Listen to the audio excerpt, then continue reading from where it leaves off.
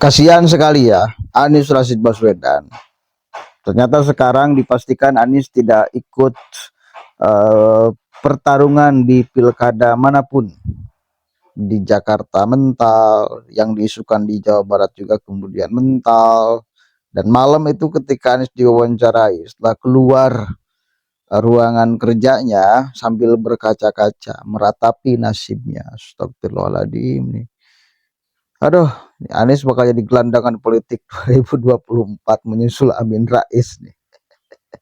Coba kita akan lihat ekspresi mukanya. Kasihan betul. Makanya ini bisa menjadi pelajaran mudah-mudahan kepada Anies Baswedan khususnya ya, dan kepada yang lainnya. Bahwa kesombongan itu menghancurkan Anda. Kan dari awal Anies tuh merasa paling pintar, merasa paling hebat, merasa paling segalanya. Anies nggak paham psikologi masyarakat Indonesia yang nggak suka orang-orang sombong model begitu. Meskipun faktanya pinter, meskipun faktanya cerdas, tapi kalau dibarengi dengan kesombongan, itu luluh lantah semuanya, saudara. Ya, begitu Pak Anies. Itu fakta. Itu fakta. Coba kita akan lihat dulu sama-sama nih. Kan tadi Pak Syahrini udah cerita. Jadi saya ingin sampaikan terima kasih teman-teman sudah standby sampai berapa nih jam? Dini hari. Terima kasih. Anies Baswedan dipastikan tidak maju di pemilihan Gubernur Jawa Barat 2024. Ex-Gubernur DKI Jakarta itu menolak tawaran dari PD Perjuangan.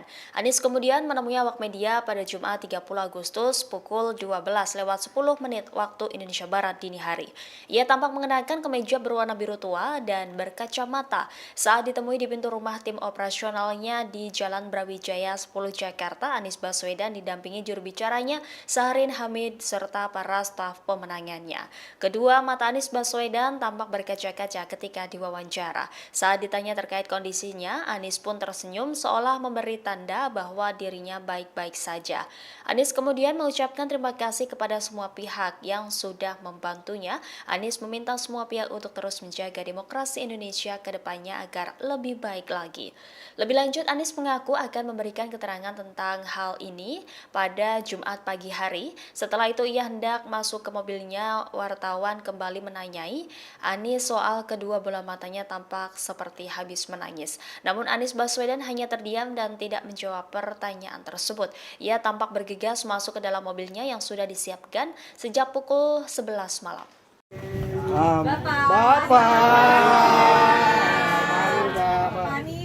Bapak cari-cari se-Indonesia, Pak. Udah pagi, Pak. Minta penjelasannya terkait dengan alasan Untuk ini kan tadi Pak Syahrini udah cerita. Jadi saya ingin sampaikan terima kasih teman-teman sudah standby sampai berapa nih jam? Dini hari. Terima kasih. Besok saya akan sampaikan penjelasan lengkap ceritanya, dan teman-teman tunggu aja besok. Tapi malam ini saya ingin terima kasih buat semuanya yang sudah ikut standby, ikut memikirkan, ikut memperhatikan. Ya. Besok lokasi dan tempatnya dan jamnya. Pokoknya nanti dikirimin semuanya, kabarin ya. Kalau gitu ya, tadi ada sedikit katanya aspirasi Jakarta itu lebih diterima Bapak ketimbang Jabar, sementara Jabar sendiri itu tidak ada aspirasi. Itu gimana ceritanya Pak? Besok semuanya jelaskan. Tapi yang jelas saya ingin terima kasih buat semuanya teman-teman, dan semuanya jaga semangat. Kita semua ingin jaga demokrasi kita terus sehat ya. Oke, gitu ya. Komunikasi dengan PDIP seperti apa? Nah, besok semuanya. Oke. Makasih. Tentu cerah terus dong. Ya. Happy ya, Pak? Happy ya, Pak. Sehat-sehat, Pak Anies. Amin. Terima kasih, Pak Anies. Bentar, kendaraan mana nih? Oh, ini kendaraan. Tahan ya, Pak, nggak bisa masuk. Ampun. Ayo, ceritanya berikutnya saya. Ayo, Pak. Kasihan ya. Itu fakta politik. Dia sudah mencari suaka kemana-mana, akhirnya kan tertolak, saudara. Yang lucunya ini keterangan dari PDIP. Ketua PDIP Jawa Barat, Ono Surono, katanya ada tangan-tangan jahat untuk menjegal Anies. Kok bisa ya? Maksudnya gini, kenapa selalu dilemparkan kepada penguasa? Kenapa selalu dilemparkan kepada Pak Jokowi? Dan ini kontradiktif ucapan ketua PDIP Jawa Barat dengan stafnya Anies. Stafnya Anies mengatakan tak ada masyarakat atau aspirasi masyarakat Jawa Barat yang meminta Anies. Makanya konsekuensinya bila kemudian Anies manggung di Jawa Barat juga akan kalah. Ngapain mungkin? Suatu yang pasti akan kalah kemudian diperjuangkan. Dan rasional kekalahannya karena ceruk pemilihnya itu akan belah dengan PKS. Makanya wajar sekali bila kemudian tak jadi. Pertimbangannya ya pasti kalah. Akan merugikan justru kawan politiknya PKS meskipun sudah membuang dia di Jakarta. Ya begitu. Jadi akan ribut dengan kawan lama itu. Itu pertimbangan saya kira cukup matang dari timnya Anies ya.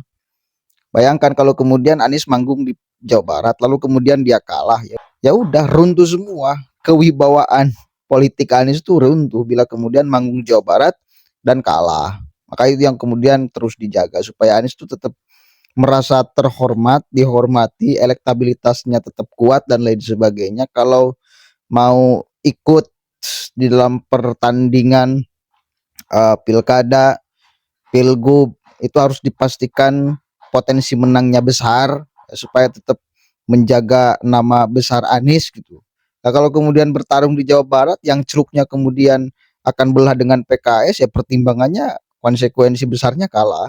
Maka saya kira itu juga yang akan menjadi pertimbangan. Bukan karena tangan kekuasaan apa itu segala macam, saya kira enggak. Ya, saya kira itu kalaupun ada ya tetap kalau PDIP kan punya kewenangan ya usulkan aja. Kenapa takut juga? Kenapa PDIP juga mau disuruh diatur-atur sama kekuasaan kalau memang itu alasannya? Kan nggak rasional. Anda juga kan sebagai sebuah partai politik punya otoritas sendiri. Ini kan gak rasional. Coba dengarkan nih keterangan dari Ono Surono, Ketua PDI Jawa Barat itu tuh. Bagi PD Perjuangan dan kita melakukan komunikasi dengan Pak Anies itu dari kemarin dan mengerucut itu di sore hari.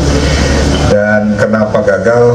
Kita menghadapi sebuah tantangan yang sangat besar, tangan-tangan yang tidak menyetujui Pak Anies diusung oleh PDI Perjuangan.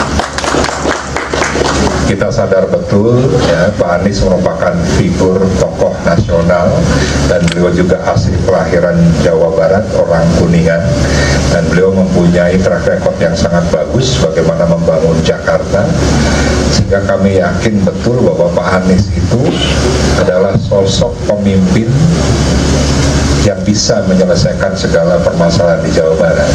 Tapi kekuatan yang sangat besar itu yang pada akhirnya Pak Anies tidak jadi diusung oleh PDI Perjuangan.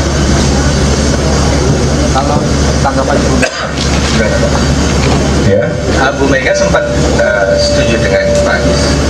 ya ini kan proses yang menjadi bagian yang tidak terpisahkan dan ini merupakan kewenangan DPP Partai. Kami di Jawa Barat. Oke, cukup lah ya. Intinya ada tangan-tangan yang tidak mau untuk Anies kemudian diusungkan oleh PDIP. Pertanyaan saya, siapa yang bisa mengendalikan PDIP? Sementara di beberapa kesempatan yang lain, Megawati itu jelas-jelas sangat tegas sekali kepada Anies Rashid Baswedan. Udahlah, itu kepada Anies salah satunya. Beliau mengatakan, Megawati mengatakan, siapa lo? Sekarang minta dukungan dari PDIP. Suruh masuk PDIP nggak mau. Berarti kan ya memang ini adalah internal PDIP. Kenapa dilemparkan kepada yang lain? Ada tangan-tangan Mulyono lain segala. Itu kan disangkut pautkan kepada Pak Jokowi. Tapi saya menduga karena ini politisi kan, dia terus akan mencari strategi agar para pendukung Anies di Jawa Barat itu merapat ke PDIP. Ya, kita tahu sama-sama simpatisan jumlah kader PDIP di Jawa Barat tuh ya kecil. Ya, maka dia harus kemudian berupaya berstrategi ngambil simpati pendukung Anies dengan diawali narasi bahwa akan mencalonkan Anies cuma karena ada tangan-tangan yang tidak suka akhirnya tidak jadi. Kan itu ya supaya ngambil pemilih Anies itu aja untuk milih JJ pada akhirnya nanti. Ini tuh Hah? Logikanya kan kayak gitu. Karena kita tahu sama-sama kalau memang ada misal Pak Jokowi ya ikut cawe-cawe, Megawati mau diatur sama Pak Jokowi. Kecuali kalau Megawatinya yang menyampaikan tidak tegas sebelum ini. Ketika urusan Jakarta tuh tegas Megawati itu. Kalau kemudian jangan mau mencari enaknya di partai, jangan kemudian memanfaatkan partai. Ya, siapa lu suruh masuk gak mau, itu Megawati. Jadi ini mah internal aja. Narasi Ono ini bagi saya strategi politik supaya mendapatkan simpati dari para pendukung Anies di Jawa Barat.